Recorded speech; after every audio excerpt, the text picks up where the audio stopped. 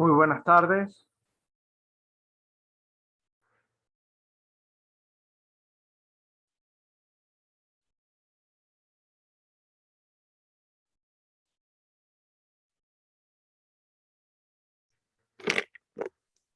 Buenas tardes, doctor Armando López. Un placer. Mi nombre es Eduardo Chalbó, biólogo de la Universidad de los Andes, Mérida, Venezuela. Un gusto su participación en esta entrevista. En Mérida, Venezuela, en la Universidad de los Andes, se van desarrollando diferentes líneas con la fermentación de estado sólido. En lo que en el laboratorio del que procedía en mi trabajo de pregrado, el Laboratorio de Biotecnología de Microorganismos Sixto David Rojo, bajo la tutela del profesor Balmore Guerrero, se desarrolla el cultivo de hongos comestibles con el cultivo del Pleurotus. En el desarrollo de esas propuestas, nosotros, tras unos convenios Cuba-Venezuela en el laboratorio, desde el año 2013-2009, se hizo contacto con el profesor Rafael Castañeda del INEFA Cuba, y en este comenzó el trabajo con esta variedad de hongos comestibles como es Pleurotus, un hongo lignocelulósico. Revisiones bibliográficas nos llevaron a encontrar varios de sus trabajos que lleva realizando en la Universidad de Veracruz, como también su historia en el fomento del cultivo de hongos. Y es a lo que hoy lo invitamos a, a esta entrevista por parte de los jóvenes investigadores en Venezuela y los biólogos en formación. Ver la procedencia y la trayectoria de un proyecto de soberanía alimentaria y seguridad al proponer el desarrollo de una alternativa de producción de proteínas de alta calidad en poco tiempo, pequeños espacios, en grandes cantidades y de alta rentabilidad en lo que viene al gasto económico. Muy bien. Quisiera nos contara cómo fueron esos inicios, su inicio en la universidad, de qué universidad procede. Sí, como no, mire, con mucho gusto. Si usted pregunta, yo le respondo. Bueno, Para no irme, porque puedo hablar 6 horas sobre la historia y lo que he hecho y lo que quiero hacer y lo que hay que hacer. Pero para no perdernos, si usted me pregunta, yo le contesto. bueno, profe. Sus inicios, ¿en qué universidad comenzó el pregrado? Bueno, yo estudié en la Universidad Veracruzana. Soy egresado de la Facultad de Biología de la Universidad Veracruzana, que es una institución del Estado. Y bueno, la mayoría de las cosas que yo hice en la Universidad Veracruzana fueron como estudiante, fueron autodidacta, porque mis maestros eran muy malos, malísimos. Y entonces, pues yo amaba la biología me capturó desde muy joven, y para mí fue una decepción tremenda la Facultad de Biología. Entonces, ¿qué hacer? Cambiar de lugar, cambiar de escuela o de profesión o qué. Y entonces tuve que volverme autodidacta. Ir a las clases nada más porque necesitaba yo tener un título universitario, pero en realidad era muy poco lo que me enseñaban en las aulas. Entonces me reunía yo con compañeros de otros grados, de más superiores, y aprendía de ellos y pues por mi cuenta. El estudio del inglés fue algo fundamental. Y entonces tuve que contratar yo personalmente a una maestra que me enseñaba inglés. Daba clases de inglés para traducir los artículos, porque la mayoría de los artículos científicos están mínimamente en inglés, aunque en francés, en alemán, ya ni se diga japonés, ¿verdad? Sí, más en Entonces, esa línea a lo que es la micología, la clasificación de estos microorganismos, algo en el trabajo de tesis de grado y al de maestría, la mayoría de estos libros de estos materiales, así el primer autor, el primero en describir estos microorganismos, francés y alemán. así es, entonces tuve que aprender inglés y tuve la osadía de salir al extranjero por mi cuenta. Al primer Congreso Internacional de Micología fui siendo estudiante en Tampa Bay, ahí estuve, y casi no entendía yo nada porque contaban un chiste en inglés en el Congreso y todo el mundo se reía y yo no sabía de qué se reían, ¿no? Sin embargo, ahí estuve y hice muchos contactos con muchos micólogos latinoamericanos y de todo el mundo. Ahí se reunieron de todo el planeta. Hice muchos contactos, a señas aunque fuera, pero hice muchos contactos. Y me di cuenta que la mejor manera de aprender el inglés es yendo a los Estados Unidos. Y entonces me armé de valor y estuve yendo a los Estados Unidos a diferentes lugares. Estuve sobre todo en la Universidad de Purdue. Yo estuve trabajando ahí con el doctor Hennen. Estuve 12 años con él colaborando. Y pues con las dificultades de la comunicación, ¿verdad? Hasta que después de 20 años de estar yendo al extranjero, un día estando en Michigan, de pronto dije, no sé si estoy hablando en español o en inglés, porque ya entendía yo todo. De pronto se abrió, ¡tac! Y ya entendía yo y hablaba fluido.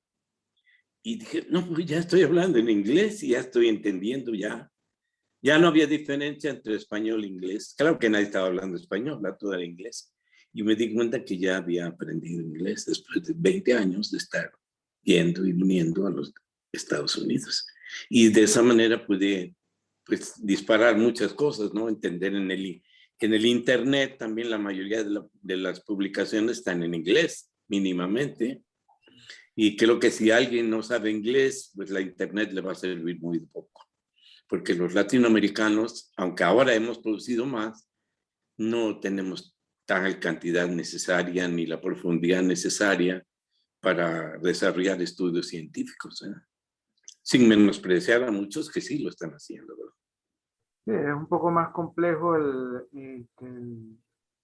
manejo hispano de la investigación en el idioma por este problema. Si no manejas el inglés, no puedes este, interpretar bien el material al cual estás yendo Así es. a buscar el concepto y apropiarte de ese conocimiento. Bueno, después de sus estudios de pregrado, lo que fue la maestría, el doctorado en ese de México, Estados Unidos, estos estudios fueron a qué línea? Eh, Bueno, mire, yo tuve un gran compromiso. Cuando yo, afortunadamente, nunca he tenido que pedir trabajo, porque siempre he tenido un plan de trabajo. Entonces, cuando era estudiante, me di cuenta que no había profesor de micología. Es más, la micología no se daba como materia, se daba botánica. Botánica 1, que eran hongos y algas. Se daban juntos, entonces dije, bueno, no hay, y lo daba un botánico. Yo dije, aquí debe haber un maestro de micología y ese maestro voy a ser yo. Entonces yo egresé en 1977, egresé en febrero, y en marzo, abril yo ya estaba dando clases en la Facultad de Biología. Y al siguiente año hice la propuesta de que se creara la materia de micología. Y entonces se creó la materia de micología. Yo antes ya había hecho experiencia porque desde que era estudiante tuve la oportunidad de reunirme con los autores, como les digo, en el Congreso Internacional de Micología, el primero que fui, conocí a los autores de los libros. Y tenía yo contacto con los autores, Alexopoulos, Guzmán, Fidalgo en Brasil, Hilbert en Alemania, Azbukina en Rusia. O sea, tenía yo contactos con todo el mundo. Era todavía estudiante. Y entonces empecé a tener contacto con el doctor Genen, con el doctor Gastón Guzmán aquí en México. Él fue el que me apoyó mucho al principio con el doctor Gastón Guzmán. Y entonces ya tenía yo publicaciones. Cuando yo egresé, yo ya tenía publicaciones científicas siendo estudiante. Sí, eso es algo Y importante en la formación académica. El sí, pero joven, todo era una proyección hacia el futuro. O sea, te necesito experiencia, necesito ofertar algo para la profesión para poder tener un trabajo. Y estudiaba yo mucho la micología básica. Invertía yo mucho tiempo en el laboratorio, extra clase. Yo en las tardes, después de salir de clases, me iba yo al laboratorio y tuve la oportunidad de ver muchas cosas que estaban en los libros, los veía yo en vivo. Entonces a mí no me contaban, yo los veía, ya los veía en vivo, ya los conocía. Después obtuve una beca en el Centro de Estudios Avanzados del Instituto Politécnico Nacional, una en el laboratorio de genética de ese instituto, y ahí conocí a grandes genetistas mexicanos. Y ahí estuve estudiando. Para mí la bioquímica era muy complicada. No podía, no me entraba a la cabeza. Y ahí en ese instituto, en ese curso que estuve allí, aprendí bioquímica en vivo. Desde aislar el órgano como el hígado, el páncreas, ultracentrifugarlo por 24, 48 horas, aislar las enzimas, para aplicarle isótopos radioactivos, leer el ciclo de Krebs, ahí todo eso lo estudié allí. Y entonces fue un paso gigantesco para mí porque entonces pude entender la bioquímica, que es tan importante para los biólogos. Y entonces a partir de eso, pues ya tenía yo más experiencia en ese rama, ¿no? Entonces salgo de la Facultad de Biología como estudiante y me dedico a hacer mi tesis y ya era yo maestro. Entonces daba clases de micología. Y entonces, bueno, ahora había que tener más experiencia, y entonces estuve contactándome con los colegas del extranjero, me enviaban artículos, en ese tiempo no había internet, entonces los enviaban por correspondencia, y fui haciendo mi acervo científico de reprints, de artículos, de copias, y entonces, pues, fui amasando más base de literatura, porque la biblioteca de mi facultad pues no tenía prácticamente nada de micología, ¿no? Ni siquiera el libro de texto, que el que usábamos ese tiempo era el de Alexopoulos, Introducción a la Micología, y que era de 30, 40 años atrás, ¿no?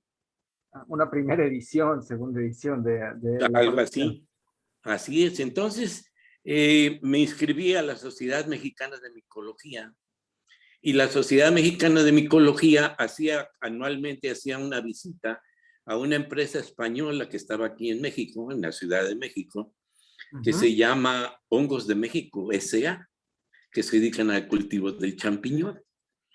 Y entonces hacían visitas guiadas a la empresa champiñonera y nos explicaban todo el proceso del cultivo del champiñón en ese tiempo.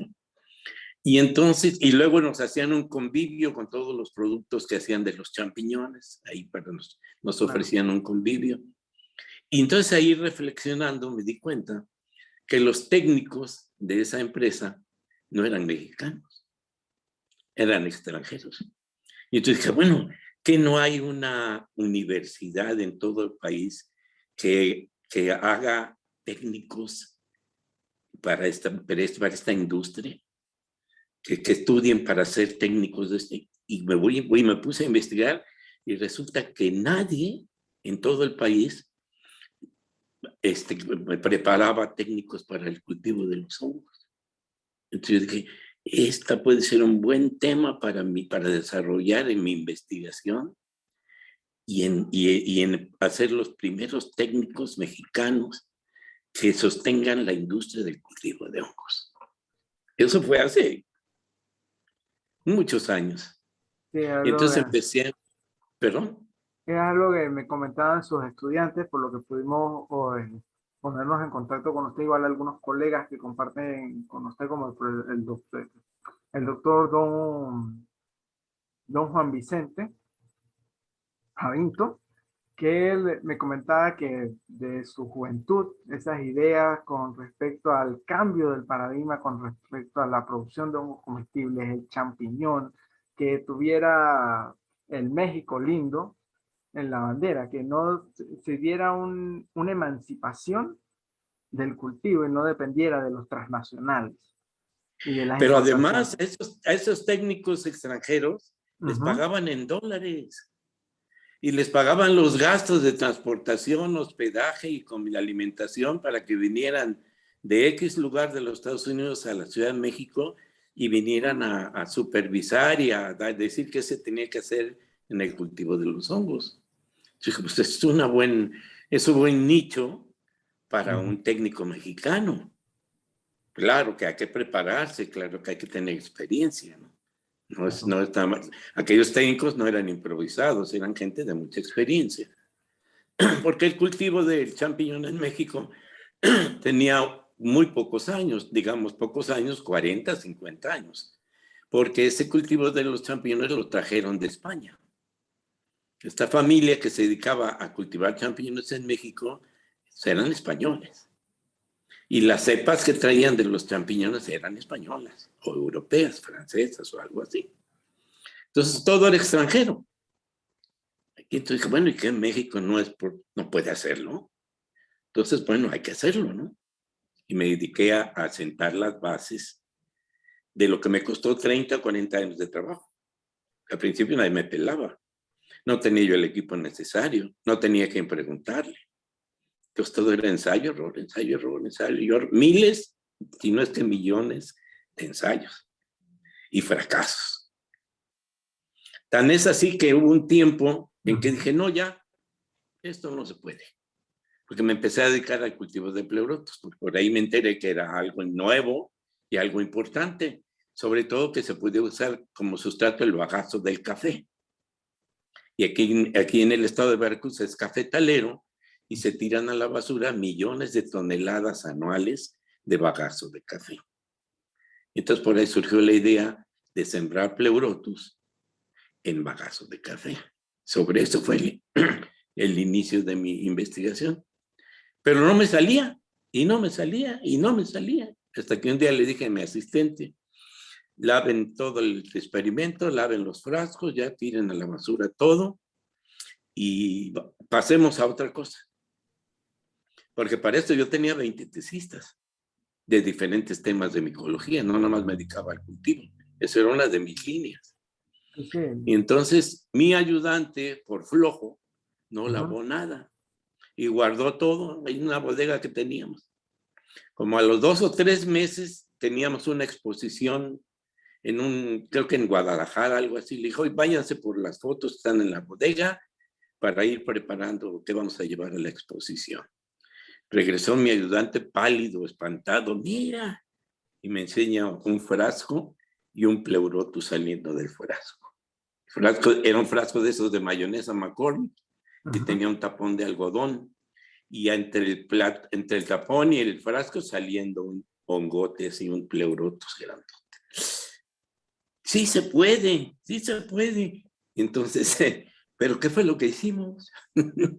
Ahora hay que investigar qué fue lo que habíamos hecho, ¿no? Y a Ah, partir de ahí empezamos pues, a tomar ya la línea más en serio y a tener más idea de que lo que estábamos haciendo iba bien, pero faltaba paciencia. algo que Y a veces cuesta. así es. Y entonces ya uno de mis estudiantes Ujú. dijo, yo quiero hacer mi tesis sobre esto. No, pues órale. Y de ahí surgió el doctor Daniel Martínez, que ahora es uno de los elementos más valiosos de la micología mexicana en el cultivo de hongos. Él está en el Colpos, el Colegio de Postgraduados en Puebla, y que es uno de mis exalumnos que más brillaron. El mes pasado, digo, el año pasado me invitó a dar una conferencia allá con ellos y lo dije. Yo fui muy afortunado de que mis primeros estudiantes, mis primeros alumnos, fueron gente como el doctor Martínez, que tuvieron tesón, tuvieron paciencia y tuvieron las ganas de estudiar y de hacer los experimentos tras muchas derrotas, ¿no?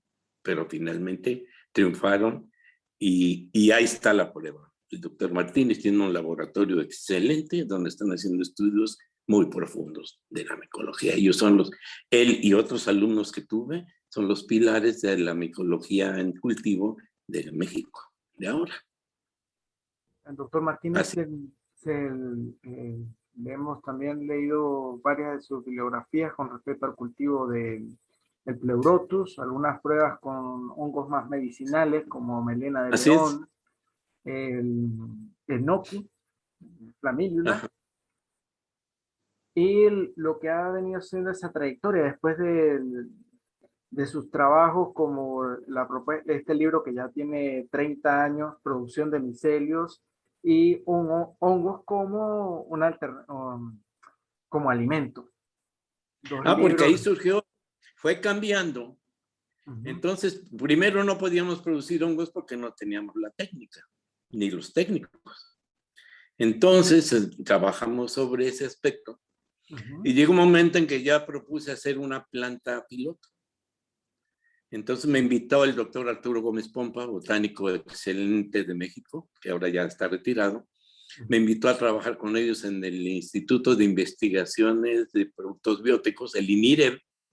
Me invitó a trabajar con ellos y propuse la planta. Una planta, pero ya todo eso ya iba enfocado a la industria. Como yo había visitado Hongos de México, era una industria, no era cualquier cosa, ¿no? Claro. Entonces, por cuestiones políticas, me arrebataron el proyecto. Y entonces, pues Armando López nunca estuvo aquí. Y el proyecto fue por generación espontánea, porque ahí está, y ya salió, pero él no fue.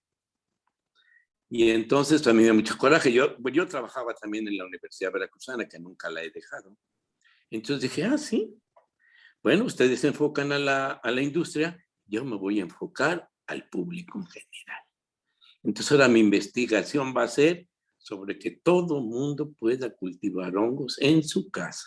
El ama de casa, el obrero, el estudiante, el técnico, el que quiera. Entonces tengo que desarrollar una técnica que esté al alcance de todo mundo, con las condiciones de todo mundo. Es decir, sin grandes aparatos, sin matraces Erlenmeyer, sin centrífugas, sin microscopios. ¿Cómo le hago? Y entonces me llevó otros 10, 20, 30 años a adaptar la técnica al cultivo casero de hongos comestibles. Y fue todo un éxito porque se pudo hacer y hasta la fecha todo mundo puede cultivar sus hongos. Ahora yo doy el curso de cultivo de hongos comestibles y medicinales en la Universidad Veracruzana cada semestre. Claro, ahora con la experiencia, ¿no? Claro. Y entonces fue un hitazo, porque el hitazo fue de que, bueno, pues un maestro allá en la Universidad Veracruzana, pues qué influencia podía yo tener a nivel nacional, ¿verdad? Y entonces, un día viendo la televisión en mi casa, un sábado había un programa que se llamaba Desayunando con Saldaña, que era un locutor muy prominente de México, y salió un señor y dijo, bueno, hoy les vamos a enseñar cómo cultivar hongos en su casa. Dije, en la torre, ya me ganaron. Es lo que yo estoy estudiando y me está costando mucho trabajo y resulta que ahorita van a decir, ¿cómo? En la torre, ¿no? Y ahí estuve viendo el programa con mucha atención y resulta que no era cierto, lo había sacado quién sabe de dónde los datos. No era, lo que estaba diciendo eran puras barbaridades. Y que les llamo por teléfono. Y que les digo, oiga, lo que está diciendo en la televisión no es cierto y están engañando a la gente porque, así como dicen, no le va a salir nada. ¿Y usted quién es? No, pues yo soy de la Universidad Veracruzana, soy maestro y es mi línea de trabajo esto que está diciendo este señor. Oiga, pues le invitamos a que venga. Sí, cómo no, y me hicieron una cita, una fecha y fui. A nivel nacional se fueron de espaldas cuando llegué con unas bolsas de plástico donde los hongos estaban saliendo así, colgándolos. Fue un trancazo a nivel nacional. Y me dedicaron casi toda la hora del programa a eso. A raíz de ese programa empecé a recibir cartas de todo el país de Sudamérica y de Norteamérica, que todo el mundo quería saber cómo hacerlo. Las universidades me empezaron a invitar de otras universidades de México para que les dijera cómo se podía hacer eso. Y mucha gente me decía, ¿dónde puedo consultar cómo hacerlo? Yo casi todo estaba en otro idioma, ¿no? Dije, no, pues tengo que hacer un libro donde pueda yo poner mis experiencias para que la gente pueda cultivar sus hongos en su casa. Y entonces hice un panfletito muy pequeño y fue por todos lados, ¿no? Y mis contrarios, los que me habían robado el proyecto, sacaron otro libro. Pero yo tuve mucha penetración por la televisión. Entonces, cuando mis adversarios llegaban con su libro, que era un libro muy bien hecho, con presupuesto, la derecha de la ciencia y demás, ya encontraban que el mío ya estaba ahí. Porque el mío era muy sencillito y era muy fácil de reproducir, y yo me encargué de reproducirlo en todo el país. Me escribían, yo lo regalaba, lo mandaba regalado. Entonces la penetración fue muy fuerte, muy tremenda. A partir de ahí empezamos a dar cursos populares, no académicos, sino populares, para que la gente pudiera cultivar sus hongos. Y di 1000 cursos, millones de cursos de cultivo de hongos aquí, desde Baja California hasta Yucatán, en todo el país. Un Y trabajo así se muy fue fuerte. estableciendo, perdón. Un trabajo muy fuerte, por lo que nos comenta. A tal grado de que de pronto, un día fui a comer a un restaurante aquí en Jalapa y veo el menú: sopa de setas, ensalada de setas, setas a las brasas. Aquí, híjole. ¿Y qué pido? Pues eran pleurotos. Digo, oiga, ¿y de dónde salió esto? No, pues es fulano de tal, y había sido un exalumno mío. Ya, pues esto se debe a mi trabajo, pero me costó 30 años de dar conferencias, cursos, de estar friegue y publicaciones y demás. Y mucho trabajo de divulgación. Ya están los restaurantes. Yo puedo decir, ahora actualmente en México, ya está muy bien establecido todo eso, y el siguiente paso es otras especies. La melena de león, el shiitake, el maitake, el enoki y muchas otras especies, las morquelas, muchas otras especies que son internacionalmente importantes para la salud y para la alimentación. Sí, un tema importante con el cultivo de hongos comestibles y la puerta que nos abrió a muchos investigadores en este tema de la facilidad del cultivo. No es sencillo. Es decir, Bueno, el libro es muy didáctico. Los dos libros que ya inclusive ya van por su tercera edición, segunda edición. Hay que tener presente los procesos de fermentación y ciertas condiciones que requiere cada una de estas variedades. Lo que hemos ido estudiando al comparar sus experiencias eh, reportadas, pero esa enseñanza que nos deja su material, de poderlo hacer en casa, de poder no requerir tanta tecnificación, que es lo que observamos con el otro libro, del profesor Paul Steinmetz, que bien es el micólogo más nombrado en la parte americana o norteamericana, pero su trabajo de estos 35, 44 años en lo que es el cultivo de hongos, lo que le tenemos cuenta de ese trabajo de tesis, hasta la actualidad ya junta 258 publicaciones, más de 30 libros en toda esta línea, es que, como nos comentaba, una planificación a iniciar la fruticultura en México. ¿Cómo pudo combatir el champiñón, el mercado del champiñón con Pleurotus? Aparte del el fomento tan abierto que tuvo al facilitar el libro. bien, yo te puedo decir que en cultivos de hongos podemos hablar de dos cosas, en principio. Una es los aspectos comerciales y los aspectos académicos. Entonces, muchas veces yo doy cursos académicos, porque en los aspectos comerciales el universo es muy diferente. Porque me lo he topado. Yo he estado en la industria, he asesorado plantas de cultivo, las he diseñado, he trabajado a niveles ya industriales y el universo es muy diferente. Antes no teníamos técnica, no sabíamos cómo producir toneladas. Ahora sabemos que podemos producir las toneladas que prácticamente queramos en base a la inversión que queramos. Pero ahora nos encontramos con el dilema de que se venda. Porque una industria que no vende, pues no sirve. Se autodestruye. Entonces, el principal problema del cultivo de los hongos actual es la venta. Y el champiñón ya domó esa fase.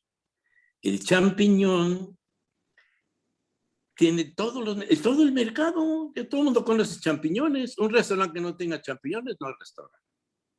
Eso es correcto. Entonces el champiñón, su trabajo también le costó de muchos años, pero el champiñón tiene establecido el mercado. Pero además la técnica del champiñón es muy difícil de llevarla a cabo a nivel casero. Por eso hice el cambio. Que pues sí, pero además me inscribí en la Unión de Cultivadores de Hongos en Estados Unidos y en Canadá.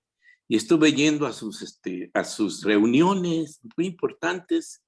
Y resulta que para que el champiñón sea negocio, se requiere producir muchas toneladas. Y la ganancia es mínima por libra o por tonelada. Y decían, mírenos, véanse ahorita porque a la siguiente reunión muchos de los que estamos aquí ya no vamos a estar. Porque la competencia es tremenda en champiñón. Y las inversiones son súper fuertes. Necesitas maquinaria, instalaciones, necesitas infraestructura para poder controlar temperatura, humedad y demás cosas. Entonces, no podía yo llevar eso a la gente, al público, ¿no? A lo casero.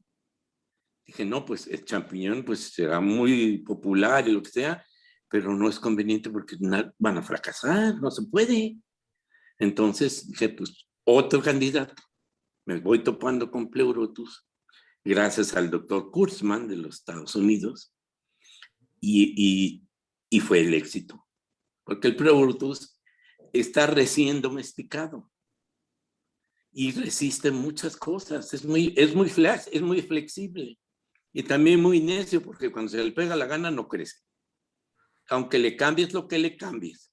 Y dijera el doctor Kurtzman, dice, cultivar Pleurotus es muy fácil. Él se dedicó toda su vida a cultivar Pleurotus principalmente. Dice, solo hay que pensar como hongo. Bueno, ¿y cómo piensan los hongos, maestro? No es que los hongos no piensan. Hacen lo que se les pega la gana. Pues así es. Así Entonces, es. Pleurotus llega un momento que si no se le pega la gana, no crece.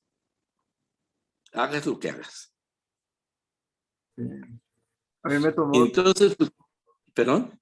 a mí me tomaron 2 años poder tener mi primera bolsa de producción, lo que fue mi trabajo de tesis, que fue caracterizar las condiciones de temperatura y la caracterización taxonómica, morfológica y molecular. Pero cuando venía la parte de fructificar en los ensayos, probé, como dice el protocolo establecido por los libros de referencia, la esterilización, el material lo más limpio, trabajar en campana para la fase de inoculación, las condiciones de temperatura óptima. Llegó un punto en que no tenía fructificación. El profesor, hasta fumando, mi tutor, fumándose a la siembra, tiraba la bolsa en el invernadero y al día siguiente tenía Pleurotus apenas 4 o 5 días. Y a mí mis primeros primordios, Esa sin experiencia es minutos. muy interesante. Yo en mis clases, luego mi maestro, no me sale, mire, y está lleno de micelio. Tírelo al patio y es más, si puede, dígale de groserías. y va a ver cómo salen. Y salían. Bueno, Es que le gusta la mala vida. el Usted los colmo, quiere cuidar y todo y no sale. el colmo fue de mi experiencia en mi casa. Traté de iniciar una unidad de producción y conmigo daban muy pocos. Ya después de haber dominado bien la técnica del cultivo, tener unas 3 o 4 macollas de cuerpo fructífero, pero pequeñas. Me voy de vacaciones, mi madre es físico de la parte de magnetismo y los quedó cuidando 20 días. Me enviaba fotografías de cómo salían las macollas, unas cosas enormes y decía, ¿qué pasa? Y ahí algunos profesores, como el profesor Néstor González, el profe Pablo García, no, es los chakras, tienes que alinearte los chakras porque pleurotus, pero viendo que hasta el propio maestro del tema en el mundo también, a él es como él quiere y como se le da la gana. Así es, sin embargo, mira, yo doy el curso de cultivo de hongos cada semestre. Ahorita estoy comenzando el curso en línea con mis estudiantes, tengo 10 estudiantes. Y de mis estudiantes, incluso en línea, el 90 y tantos % de ellos logra la fructificación. Porque les digo, aquí no hay examen. Yo soy enemigo de los exámenes. Aquí el único examen para pasar el curso es tener hongos. Entonces, usted tiene sus hongos, usted ya pasó, adiós, que le vaya bien, que usted 10. Claro, con mis instrucciones y asesoría y demás cosas, ¿no? Y más del 90% de ellos logran el objetivo. Entonces, pero claro, bueno, la experiencia, ya sé, quítela aquí, póngela allá, oiga, no sale porque a ver las condiciones, bla, bla, bla, bla, bla, bla, y paz, y lo logramos. Entonces ya, bueno, la experiencia cuenta mucho, pero sin embargo, te decía yo, el principal problema a los que se enfrenta el cultivo de hongos en México actualmente es la venta. Porque si no sabes vender y si no vendes, no sirve de nada que tengas 100 toneladas de hongos cultivados. Entonces, hay que hacer planes programáticos de cultivo y de venta. Es muy importante eso, porque si no puedes hacer una gran inversión e irte a la basura. Porque fracasar, porque las ventas es algo, es otro mundo. Que como biólogo, a mí no me capacitaron para vender. A mí me capacitaron para producir. Y yo se los digo a los que luego me hablan para alguna inversión. Le mire, yo le produzco las toneladas que usted quiera si me da el dinero que necesito y los materiales. Pero yo no los voy a vender. Así es que al rato no me diga, usted me dijo que era negocio y no es negocio porque no se vende. Digo, no, yo le produzco los kilos que quiera, pero el que los vende es usted. O alguien que esté en contrato para que los venda. Y si no se vende, no es mi problema. Yo tengo suficientes problemas con el cultivo, que no crece, que si crece, que le falta, que le sobra, etcétera. Y ya a nivel industrial la escala es mucho más grande. Los problemas son también más grandes. Entonces yo voy a estar muy ocupado con eso para andar después tenga yo que vender. Pues, por eso no tengo mi industria, yo por eso no pongo mi industria, porque voy a tener que hacerlo y luego venderlo. Yo voy a ser más viejo de lo que estoy, me va a morir, me va a dar un infarto. Entonces yo me dedico a estudiar la biología de los hongos cultivados y dime cuánto quieres y yo te digo cuánto es y te los hago. Pero no me hagas venderlos, pues. Eso es algo también acá. Nosotros hemos visto también en su trayectoria de investigación al cultivo del pleurotus, este, después de estos libros, sus programas de capacitación con las comunidades a un plan, no sé si me equivoco con la revisión, el programa de fungicultura Así es. Sí, con las sí. comunidades, ir integrando y va con las comunidades de más pocos recursos y público en general. en estos programas, la didáctica que ha logrado el impacto. Bueno, en el país sabemos que lo conocen, creo que del norte al sur. Ajá. Pues sí, hemos andado por todos lados. Sí, mire, actualmente yo me dedico a hacer la investigación, que hay que hacer mucha investigación todavía, Ujú. de cada especie, no solo de Pleurotus.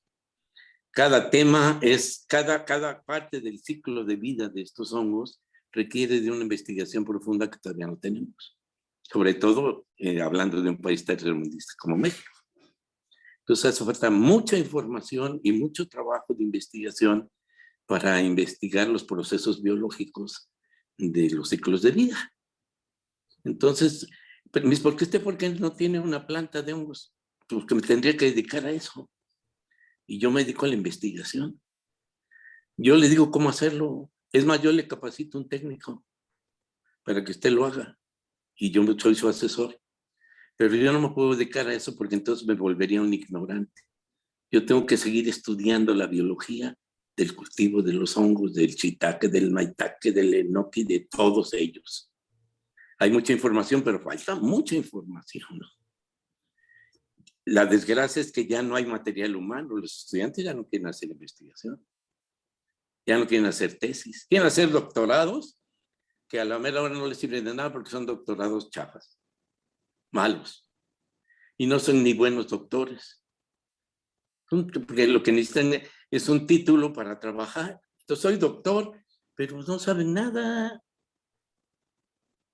Les falta experiencia porque los doctorados, en mis tiempos, eso voy a hablar como viejo, se Ujú. cocinaban lentamente. No cualquiera podía ser doctor, porque tenías que trabajar bajo la tutela de un verdadero doctor, de un verdadero investigador, para hacer un trabajo de frontera y que fuera un trabajo de peso. Yo veía las tesis doctorales así, pero era todo el conocimiento de ese tema, un doctorado. Llegabas al nivel filosófico, por eso se llama PhD, doctor en filosofía, porque llegas al nivel de que, por de qué sale esto y de dónde sale y bla, y ya te vas a casi hasta el nivel de Dios, ¿no? Entonces, era un trabajo profundo. Ahora los trabajos de doctorado que yo los he visto no llegan ni a licenciatura, con todo respeto a mis colegas. Desgraciadamente, se ha deteriorado la investigación científica en México y creo que en muchas partes del mundo. Yo por eso ya no dirijo tesis. A mí me llega lo que yo quiero hacer mi tesis, sí, como no, mire, mínimo un año. Mínimo, ¿eh? No, es que yo ya quiero trabajar 3 meses. No, joven, vaya con otro maestro. Yo me dedico a formar gente en serio, no a hacerle al cuento. Yo no me dedico a hacerle al cuento. Yo me dedico a formar gente. Y he formado gente muy importante.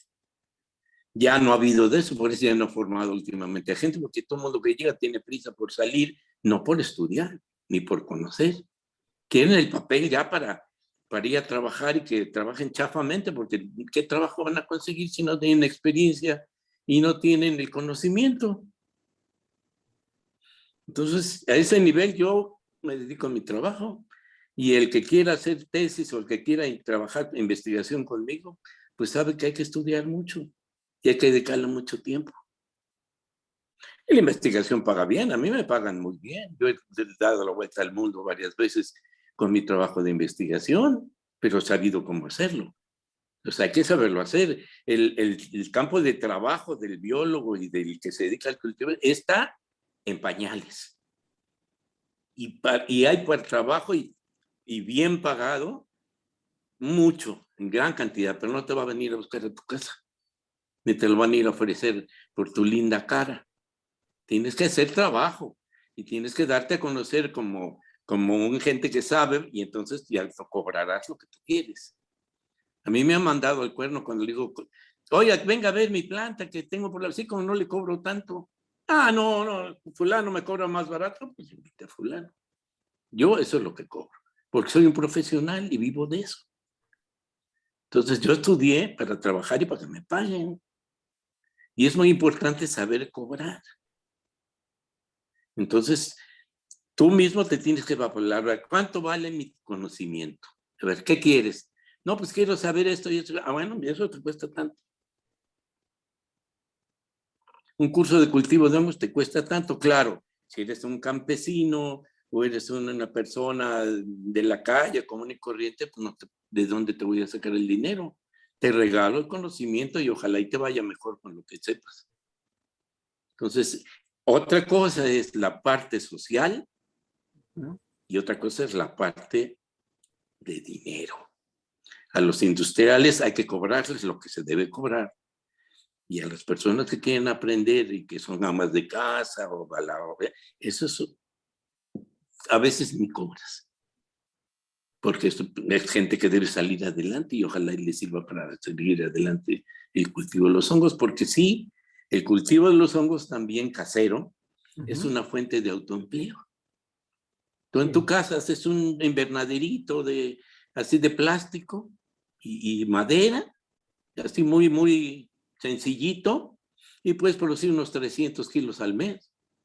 Y entonces ahora los tienes que vender entre tus cuates, tus familiares, tus vecinos, en el mercado, y puedes obtener un muy buen ingreso. Yo creo que más que una secretaria y más que un profesor de primaria. Tienes que fregarle, obviamente, no te va a regalar el dinero. Es trabajo. Lo digo porque a la situación acá en Venezuela con respecto a las medidas políticas y los problemas, pues ha tocado implementar el autoempleo con el cultivo de hongos comestibles. Y se han desarrollado comunidades.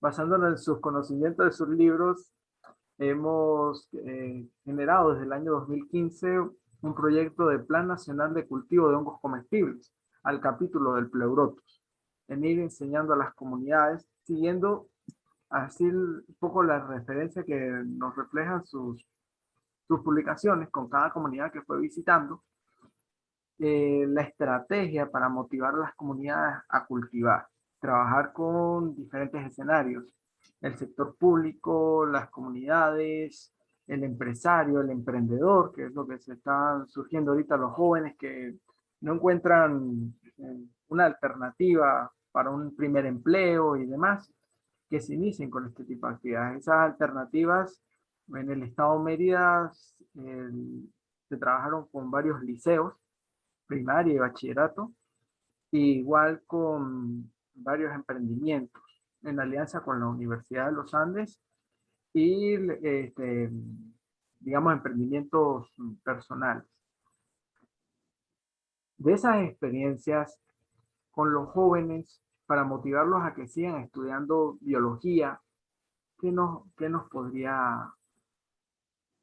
Sí vale la pena estudiar biología? Es algo que como profesor Pues, la experiencia me ha costado decirles, vale mucho la pena, es un futuro seguro, y no solamente de ustedes, sino de su familia que se blinda por este futuro.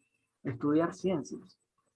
mira que en una ocasión fui a una conferencia que dio el doctor Sergio Guevara, que era el director del INIDEB en ese tiempo, era un personaje muy importante, un gran científico mexicano en ecología.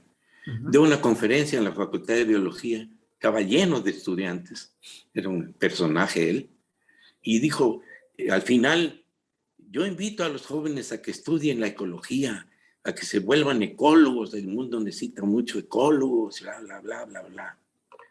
Y levanté la mano y le pregunté, doctor, usted que es el director del instituto tan importante como es este, ¿cuántas plazas de ecólogo tiene? Ninguna. Entonces se me hace muy responsable que usted le diga a los jóvenes que estudien ecología para que sean desempleados. Si usted dice que hace falta ecólogos, debe tener 10 plazas disponibles y no las puede llenar porque no tiene el ecólogo. Entonces hay que tener mucho cuidado con lo que se recomienda. Yo he podido hacer lo que he tenido que hacer, lo que he podido hacer hasta donde he llegado profesionalmente, porque me ha costado mucho trabajo. No fue fácil. Mucha planeación, mucho trabajo, mucho sacrificio de tiempo y esfuerzo. Y lo he logrado. Ahora ya me tiro así como artista y la fregada, también hacen entrevistas y demás, pero después de haberlo hecho millones de veces. Yo doy mis clases y no lo saco de un libro, lo saco de mi experiencia y se lo digo a mis alumnos. Yo no, esto que les estoy platicando no lo saqué de un libro, esto es de mi experiencia. Y tener un maestro así, ya hubiera yo querido tener un maestro así, ¿verdad? Que te diga esto es así, así, ¿por qué? Pues porque yo lo viví, porque sé que así es. Y las bases son estas, así, ¿qué es lo que quieres? Molecular, bioquímico, genético, ¿cómo quieres que te lo explique? Pero no es fácil. O sea, yo no le puedo decir a los estudiantes que le entren a la biología o que le entren a la micología profesionalmente y que van a resolver tus problemas, no. Es una oportunidad para ser profesionista exitoso, siempre y cuando estudien, tengan experiencia y sepan y tengan un plan de trabajo para poder ser un buen profesionista. Y un buen profesionista es aquel que resuelve problemas. Para eso estamos los biólogos, para resolver problemas de biología, para resolver problemas que están aquejando a la sociedad desde el punto de vista biológico. En hongos, dime dónde no están los hongos. Desde un parásito de humanos, parásito del café, parásitos de plantas, alimento como el champiñón, el pleurotus y toda esta bola de especies que vienen, medicinas contra el cáncer, la cola de pavo, que es un hongo, o el ¿cómo se llama? Ya se me olvidó, versicolor, que es la especie, la melena del león, que te ayuda a quitar el Alzheimer, que te ayuda a conservar la memoria, que está comprobado, y una bola de otros anticancerígenos tremendos como el shiitake, que quita el colesterol de la sangre, que es la parte que todavía no quieren entender acá en México, que es la medicina por parte de los hongos. Yo tomo cápsulas de hongos, yo tomo shiitake, tomo maitake, tomo cordyceps, varias especies yo las tomo en cápsulas, pero porque las compro en Estados Unidos. Cada vez que voy a Estados Unidos me compro 10, 15 frascos de esos remedios, porque aquí en México todavía ni los cultivamos ni los encapsulamos. Entonces, toda esa parte hasta la fecha no se ha desarrollado. Hay que desarrollarla. Se requiere inversión, tanto del gobierno como de los industriales. Si no, no se va a poder. Yo no quiero ser mártir de la biología. Yo soy un profesional de la biología y estudio para ganar dinero. Y que hago también función social, claro, porque además es mi compromiso como ser humano. Pero yo estudié para ser un profesional. Y se lo digo a mis alumnos, usted viene aquí, es que me gustan los animales. No, joven, qué bueno, pero eso no lo va a hacer triunfar. Y mire, usted va a ser cabeza de familia. Ya sabe cuánto vale una casa, ya sabe cuánto vale una televisión de pantalla plana, cuánto cuesta un coche. ¿Usted cree que a su mujer le va a gustar andar a pata o irse a vivir a un cuchitril? Que sus hijos no vayan a cualquier michurrienta escuela o que anden descalzos. Todo eso va a ser en base a su profesión. Entonces usted tiene que estudiar. No es que porque me gusta y ya me gustó, ¡ay, qué bonito!, ¿no? Mal, usted tiene que estudiar. Nadie quiere estudiar, cuesta trabajo. Te aburres muchas veces, tiras la toalla, hay que volverla a tomar, pero hay que encontrar a las personas adecuadas que te motiven y que te ayuden a estudiar. Yo creo que si no hubiera ido al curso de bioquímica en el Politécnico cuando era estudiante, me hubiera frustrado porque no hubiera entendido lo que era la bioquímica. Pero afortunadamente me topé con eso. Hay que buscar. Si me atoro, busca. Es que no entiendo la genética de los hongos. Bueno, pues si ya estudiaste y no puedes avanzar, pues búscate a alguien que sea genetista. Escríbele, ve a visitarlo, muévete, haz algo. Supera la barrera. Pero finalmente de lo que se trata no es de que te gusten los hongos. ¡Ay, qué bonitos los honguitos! ¡Mangos! Ponte a estudiar. Resuelve problemas. Y si resuelves problemas, cobras. Yo resuelvo el problema, pero cuesta tanto.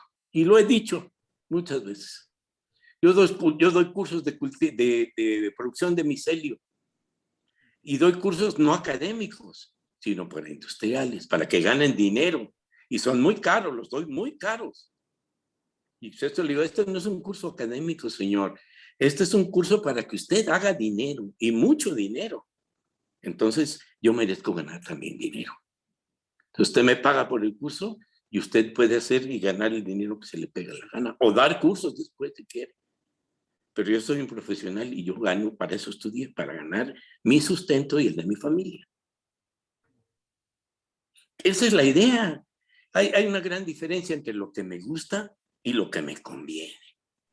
Entonces hay que juntarlas, qué bueno. Entonces qué bueno que te gusten los hongos, qué bueno que te gusten los pajaritos y las ranitas, sí, pero conjúntalo con la profesionalidad, conjúntalo con que te deje dinero.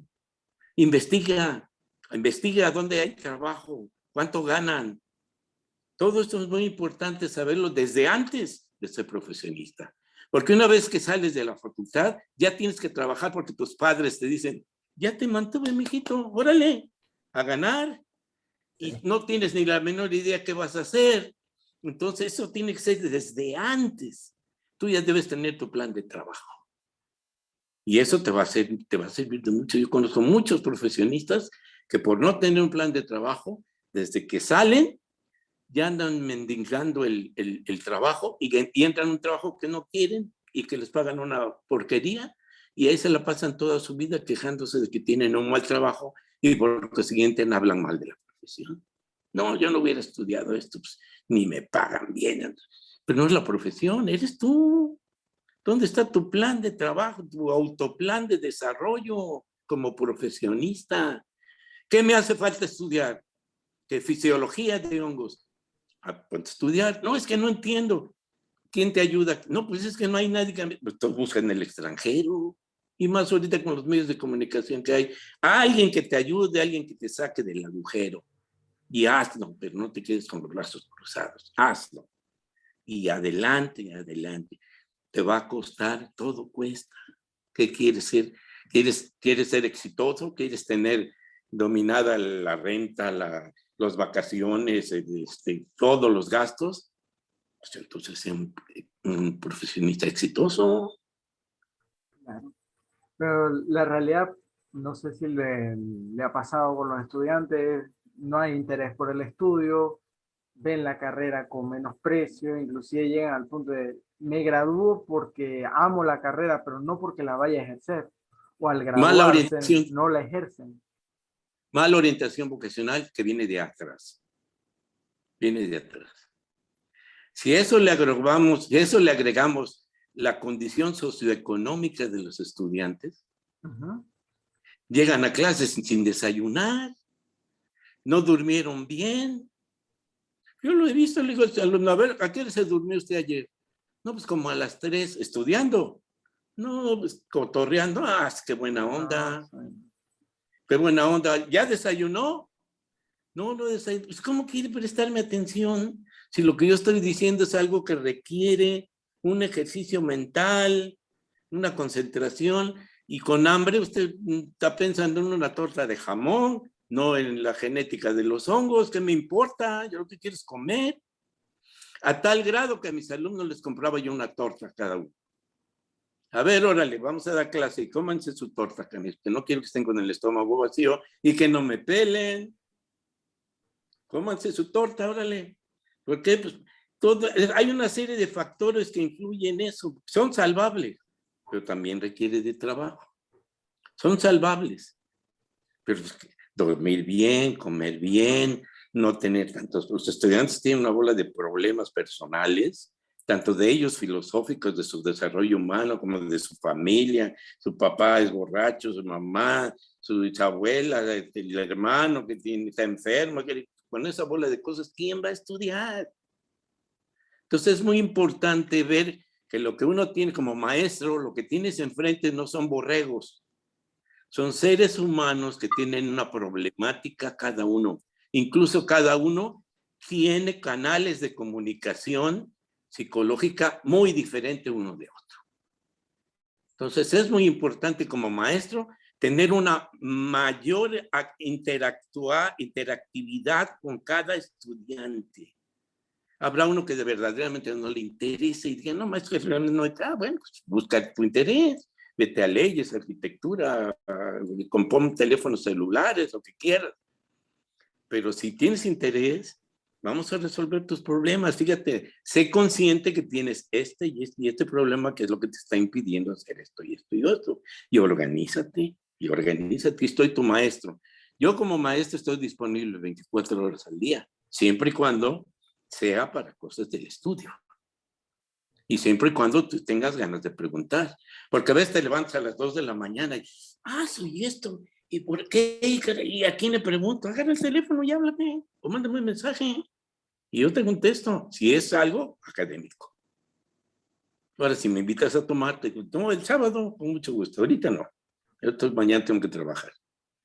Entonces, es muy importante que el maestro también tenga la experiencia psicopropedéutica o psicoterapéutica también de conocer la problemática interna de los estudiantes para poderlos guiar de la mejor manera. A lo mejor no lo puede resolver todo porque en una sola materia no se puede, pero a lo mejor orientas a 1, 2 o 3 y de ahí sale uno que otro. Bueno, A es un veces, trabajo que como académicos tenemos que hacer. y suele mucho suceder. A veces uno tiene un grupo de 5 o 7 estudiantes y tiene 2 que no, este, no es la línea lo que ellos les gustaría estudiar en sí, pero por alguna presión familiar o demás, están allí. Entonces es Te voy a contar preferible. otra cosa. Yo fui mal estudiante, muy mal estudiante. Y estaba complejado, pues decía, no voy a hacer nada. Yo soy un pobre güey que no voy a llegar a nada así, porque no tenía yo motivación. Iba yo a la clase y yo veía que mis alumnos, a mis compañeros, hacían muy bien las idioteces que decía el maestro, que no decía nada. Era un maestro malísimo. Y entonces, hasta que me enteré, hasta que estuve tomando cursos de psicología, que habemos personas que nuestro modo de aprendizaje es diferente a otros. Y que yo necesito más tiempo para estudiar las cosas y descubrirlas. Y que además yo debo de descubrirlas, porque si no las descubro, no las puedo repetir. Yo no soy un repetidor. Porque la escuela se vuelve un juego. Yo, maestro, juego a que te enseño. Y tú juegas a que aprendes y me repites exactamente lo que yo te dije con las mismas palabras. Y entonces tienes 10 y eres un gran alumno. Y el que no hace eso, ese no sirve para nada. Es una oveja negra. Yo era de esos. Hasta que descubrí que no era cierto. Que ese sistema al que yo estaba asistiendo no era para mí. Yo necesitaba otro sistema de aprendizaje. Por eso me volví autodidacta. Por eso empecé a resolver las cosas que me interesaban por mi propia cuenta y buscar a quien me los resolviera si no podía resolverlos. En el extranjero, en México, quien fuera. Yo tuve muchas entrevistas con muchos doctores de experiencia que gracias a ellos y a que me dieron un trato humano muy, muy de nivel, pude resolver muchas cosas, porque conocí muchos biólogos y doctores de muy alto nivel que siempre me atendieron de la mejor manera y pasaba yo horas platicando con ellos de mis intereses, de mis problemas y de esa manera pude resolver muchas cosas profesionales y humanas. Entonces, como maestro nos hace falta tener más contacto con nuestros estudiantes para descubrir sus potencialidades. El más flojo puede ser el más importante en el futuro. Eso es muy importante descubrir. Yo tengo 50 años de dar clases y lo he descubierto. Entonces, sí, a los alumnos siempre hay que tratarlos con respeto y tratar de interactuar más profundamente con ellos para ver si se les puede ayudar de una manera que descubran su potencialidad. Y dije, no, sí, esto es lo que a mí me interesa. A lo mejor ahorita no tengo tiempo ni la capacidad económica, pero eso voy a hacer. Y ya fregaste como maestro. Ya encontró su camino. Y eso es muy importante como maestro. Y ahí el término de estudiante, el discípulo se forma, se crea. Así es. Sí, Eh, la idea de ser maestro en una facultad es motivar, es encontrar las potencialidades de los alumnos, orientarlos y formarlos. Eso es todo. No reprobarlos, ni que repitan las cosas como tú las dices, ni como las dice el libro, sino tienes que encontrar la manera de interactuar de manera auténtica con ellos. Por ejemplo, llego a dar la clase y se para un alumno y me dice, maestro, ¿qué es un basidio? Ahí busca en el libro, ahí está, mira. Es más, trae un glosario y ahí dice, léelo y si no entiendes me preguntas. No, pues para eso usted es el maestro. Usted me tiene que decir la definición. No, maestro. Yo no vengo a sustituir al libro. Yo te vengo a enseñar mi experiencia. Si tú no entiendes lo que dice ese libro. Pero el que tiene que leer el libro e interactuar con el libro eres tú. No es que yo no quiera. Si no, ¿tú qué vas a hacer? Te voy a dar la definición de Basidio y te va a entrar por la oreja. Claro. Entonces tú eres el que tienes que leer el libro. Y una vez que lo leas y me digas, oiga, es que no entendí cuando dijo el libro que esto, que esto. Ah, entonces ahora yo te explico. Pero quieren que el maestro sea el sustituto del libro. Sí, ese es uno de los problemas en la educación universitaria y en mi experiencia, al graduarme como biólogo, trabajé en suplencias en liceos, como también después tuve oportunidad de ser profesor de la cátedra de microbiología en mi universidad de la que produzco. No hay la materia de micología, pero mi tutor aperturó cultivo de hongos comestibles, partiendo un poco de su programa Qué bueno. en la Universidad de Veracruz, y los libros de Sánchez Royce, como también de Martínez, y su libro de producción de micelios. De ahí organizó y estructuró las dos cátedras, la teoría y el laboratorio. Y por último, me gustaría mencionarte, porque creo que se va a acabar el tiempo, ¿no? Creo que nomás es de 1 hora el Zoom. Sí, creo, sí, nos quedan 5 minutos. 5 minutos. Por último, me gustaría mencionarte que la base de todo el cultivo de hongos es la producción de micelio. Es más negocio producir micelio que producir hongos. Y es muy importante que si no tienes una fuente de micelio, no puedes tener cultivo de hongos. Entonces, ¿cómo sostienen la industria de cultivo de hongos en los Estados Unidos? Porque hay compañías que se dedican exclusivamente a la producción de micelio de alta calidad genética, fisiológica y de productividad. Y tienen genetistas, fisiólogos y micólogos y agrónomos y todos produciendo micelio. Acá en México y yo creo en Latinoamérica se roban el micelio de otra persona. No se sabe ni el origen del micelio, ni la edad del micelio, ni la especie del micelio, ni la variedad del micelio. Y entonces el micelio se agota. Después de cierto tiempo de estarlo resembrando y sembrando, se va agotando, va creciendo menos rápido, se vuelve más susceptible a enfermedades, a que los cambios de pH, de humedad y todo lo maten, a que vengan insectos y que produzcan unos honguitos así o no produzca nada. Todo eso es por un mal micelio. Incluso a veces viene contaminado de bacterias y de otros hongos. Entonces, un micelio de calidad requiere la genética, el estudio de la genética y de la fisiología de los hongos. Y producir micelio de alta calidad es la base de cualquier cosa de cultivo de hongos. Que de otra manera estamos haciendo un cultivo casero que hoy nos da y mañana no nos da y pues, ¿qué importa? Total, ¿cuánto invertimos? Una bolsa de plástico y agüita. Entonces, cuando se mete uno ya a cosas más serias, es muy importante de dónde viene el micelio.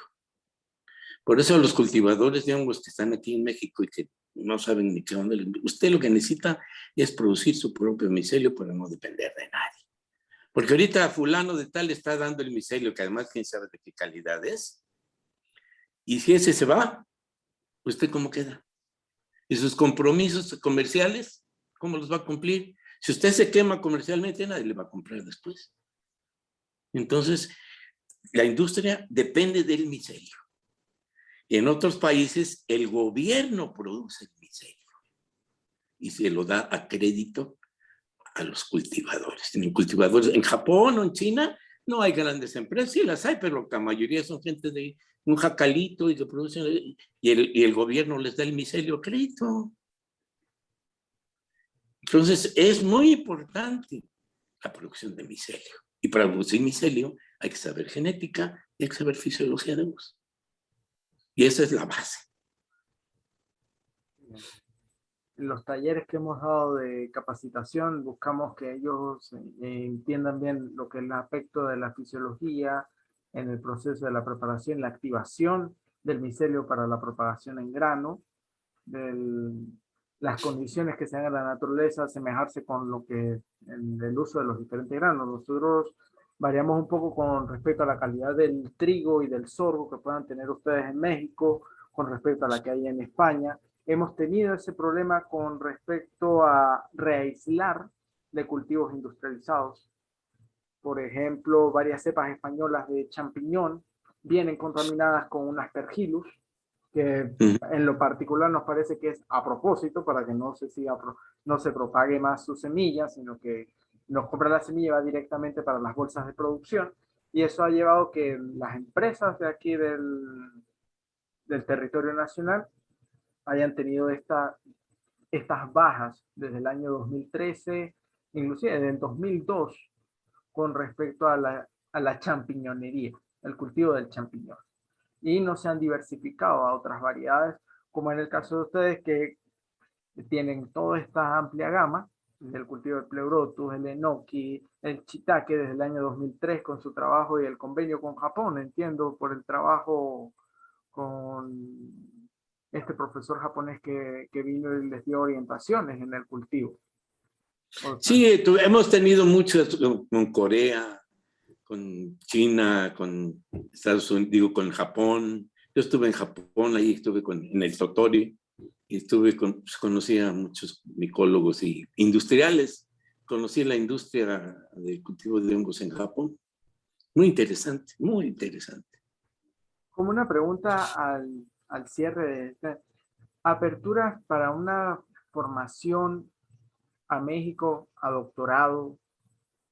¿Habría formas, por ejemplo, de Venezuela a México para recibir capacitación, bien sea por su laboratorio, miras a unas pasantías, o bien un programa, ya sea maestría o doctorado? Con mucho gusto, sí, mira, te tengo que hacer una confesión muy importante. Yo no soy doctor, ni me interesa ser doctor. Estuve en programa de doctorado en la Universidad de Purdue, estuve en el programa de doctorado en Totori, pero cuando descubrí que lo doctor no quita lo menso, no quise ser doctor. Y con todos los doctores que conozco aquí en mi país, soy un profesionista moral. La profesión que yo tengo, la tengo moralmente sana. No de títulos gratuitos, ni de títulos chuecos, ni nada. Mi experiencia es moral. No tuve que hacer el cuento de que dice un doctorado donde no aprendí nada de fin de semana y sin examen, di una tesis doctoral así de delgadita y fregaderas de esas. No soy doctor porque no se me pega la gana. Y a mí los doctores vienen y me preguntan. Porque el que tiene la experiencia es... Ni me van a pagar más, porque en la Universidad Veracruzana gano más. Ya el siguiente nivel es el rector, y no quiero. Entonces, ni me van a pagar más, ni necesito el doctorado. Que algunos dicen, es que no es doctor, no sirve. Pues vaya ustedes, yo soy lo que soy, el que quiera, adelante, y el que no, pues a mí realmente no me perjudica en lo absoluto. Entonces, no soy doctor y ni me interesa ser doctor. Yo soy Armando López, soy biólogo de profesión y soy biólogo de mucha honra. Sí, ese es uno de los títulos más importantes que puede tener Así es. la carrera Entonces, de inicio. así es. Y me he topado con muchos problemas porque mi colega Juventino García, que ha trabajado conmigo 20 años, Sí, da la clase. ¿Eh?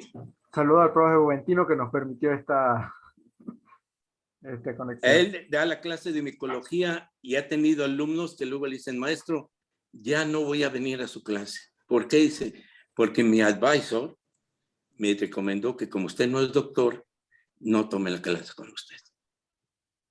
Que mejor tome la clase con alguien que tenga el doctorado. cuando Juventino tiene mucho más experiencia que los otros doctorcitos. Nada más para que veas cómo está la ciencia en México. Entonces, ese doctorcito no te va a enseñar nada, pero es doctor. Y tú que tienes la experiencia y que tienes todo el conocimiento, pues no eres doctor, no, pues no sirve. Bueno, pues hay que resolver los problemas. Por eso no se resuelven los problemas de México. Porque no hay quien los resuelva. Y de lo que se trata es de resolver problemas. Se los dije a mi alumno Daniel Martínez, que me invitó allá, allá, que le digo, miren, aquí están comprando equipos muy grandes y laboratorios y todo, qué bueno, pero no están resolviendo nada. Con todo respeto, como soy su maestro, puedo hacer esta crítica. Resuelvan los problemas de alimentación, de medicamento, de sustento y de educación. Para eso son los aparatos, para eso es el conocimiento que tienen.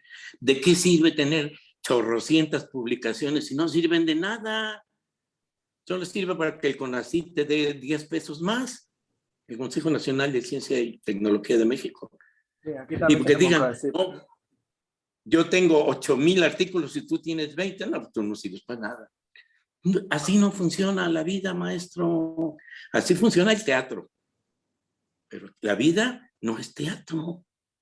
Entonces, el que sabe, sabe, y el que no sabe, no sabe. Y hay que resolver problemas, no hay que tener títulos. Ese es el compromiso de los maestros y de los profesionistas de biología y de donde sea. Para eso estudiamos, para resolver problemas. Y la ignorancia es uno de ellos. Sí, muy grande. Así es. Bueno, doctor, profe. Sin apodos. No, pues está bien, dime como quieras, no hay problema, ¿eh? No Bueno, me...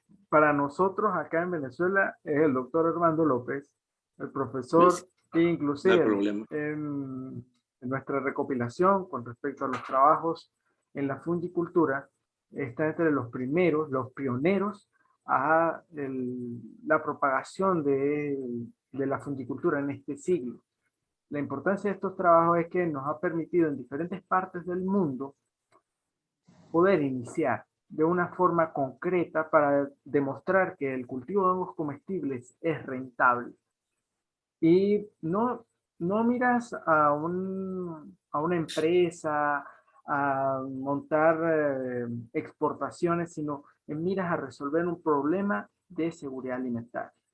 Y es obtener una proteína de alta calidad en poco tiempo y en grandes cantidades. Así es.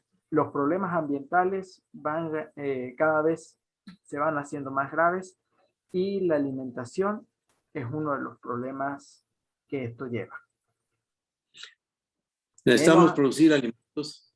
alimentos, como nos establece la FAO desde el año 2003 a la actualidad, cada año hay menos alimento por metro cuadrado, por cada 8 o 10 personas. En lo que una persona al día se alimenta en promedio 2 veces o inclusive una a las estadísticas. Y la injusticia con la distribución de los alimentos se va haciendo más grave. La pandemia ha sido también un reflejo de esto que se ha agraviado más. En Venezuela se han podido generar más unidades de cultivo del pleurotus, se ha podido introducir más gracias a sus libros, varias universidades que se encuentran propagando este tipo de conocimiento, sumando experiencias y capacitando comunidades. Aún Así. está el concepto de, no, pero no es champiñón, pero aquí hay una alternativa que tú puedes producir en tu casa y bien, inicias con el autoconsumo y ya con tu trabajo de una forma familiar, individual, familiar, comunal o de industria, puedes ir dándole pecho a producir tus propios hongos. Ha sido un gusto, profe. Seguiremos en contacto con usted. Con Y mucho gusto. Que siga la biología y la fungicultura. Un gusto. Ahí estamos, ¿no? Felicidades por su esfuerzo y continúa adelante en lo que puedo yo ayudarlos con mucho gusto, ¿eh? Gracias.